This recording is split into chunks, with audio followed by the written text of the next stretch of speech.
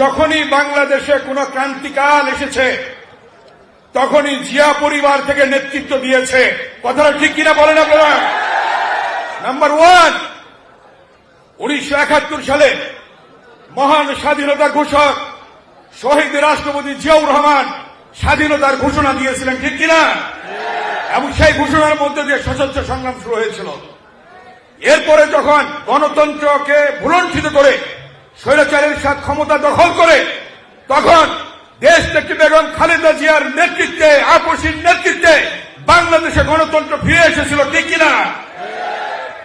আরেকটি ক্রান্তিকাল, আমি যদি সেই কথাটি বলতে চাই অনেকেই জানেন না, যখন স্বৈরাচারের সাত পতনের মুখে যখন ডক্টর মিলন জিহাদ শহীদ হল, দেশনেত্রী বেগম খালেদা জিয়া গ্রেফতার হলেন, তখন সেই ক্যান্টনমেন্টের বাসায় আজকের ভারপ্রাপ্ত চেয়ারম্যান দেশ নায়ক তারেক রহমানকে ঘেরাও করে এরশাদ তার উপর নির্মম প্রহার করেছিল। আমরা সেদিন প্রেস ক্লাবের সামনে সেদিন সর্বদলীয় পেশাজীবীদের নিয়ে 90-এর সর্বশেষ সর্বদলীয় ছাত্রদের মিটিং করছিলাম। সেই মিটিং এর মধ্যে লুৎফর রহমান বেনু 11টি ছবি এনে আমার কাছে দিলেন। আমি সেই মিটিং এ সভাপতিত্ব করছিলাম প্রেস ক্লাবের সামনে, হাজার হাজার ছাত্র জনতা। 11টি ছবির মধ্যে দেখলাম দেশ নায়ক তারেক রহমানের পিঠে কালো দাগ সম্বলিত 11টি ছবি তিনি নিয়ে আসলেন। যখন আমি সেই ছবি তুলে ধরলাম প্রেস ক্লাবের সামনে, তখন উত্তাল হলো রাজপথ।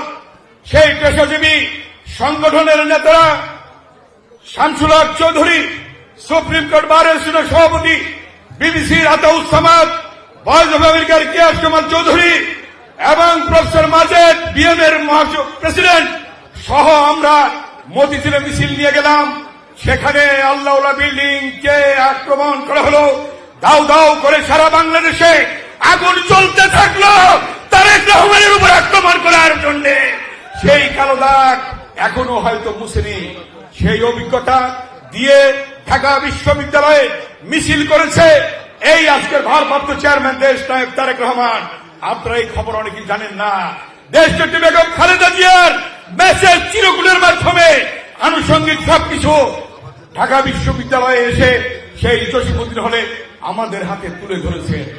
এই করতে হবে, এই দেশনেত্রী বেগম খালেদা জিয়ার নির্দেশনা। এই কথা অনেকেই জানেন না। সেই 90-এর আন্দোলনে দেশ নায়ক তারেক রহমান সেদিন ভূমিকা রেখেছিলেন স্বৈরাচার বিরোধী আন্দোলনে। তাই আজকে বলতে চাই, দীর্ঘ 16 বছর আন্দোলনে নেতৃত্ব দিয়েছে দেশ নায়ক তারেক রহমান। ইলিয়াস আলীকে হারিয়েছি, সুমনকে হারিয়েছি, সুমনের বোন তুলি এখানে উপস্থিত আছে।